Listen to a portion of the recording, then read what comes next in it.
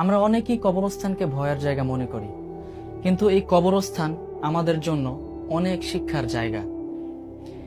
আর এই কবরস্থানে কিন্তু শুয়ে আছে আমাদের প্রিয়জন, অর্থাৎ আমাদের আব্বু আম্মু যাদের নেই, ভাই বোন, আত্মীয় স্বজন ইত্যাদি যারা দাফন হয়ে আছেন।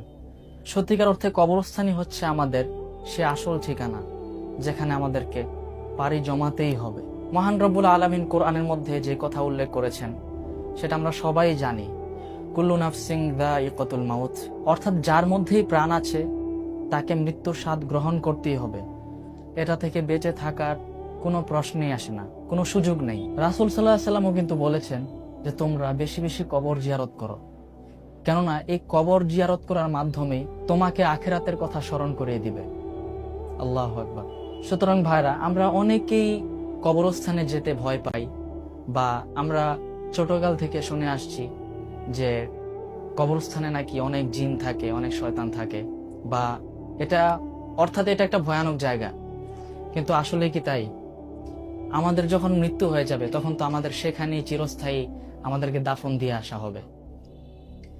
সেই জন্য হলেও আমরা দিনে 3 বার 4 বার, একবার হোক অথবা একটা টাইম হোক, আমরা যেন একবার হলেও কবরস্থান থেকে ঘুরে আসি। শুধু ঘুরে আসলে হবে না, কবরবাসীর জন্য দোয়া করতে হবে, এবং নিজে কখন মৃত্যুবরণ করব সেই চিন্তা ফিকির আমাদেরকে লালন করতে হবে।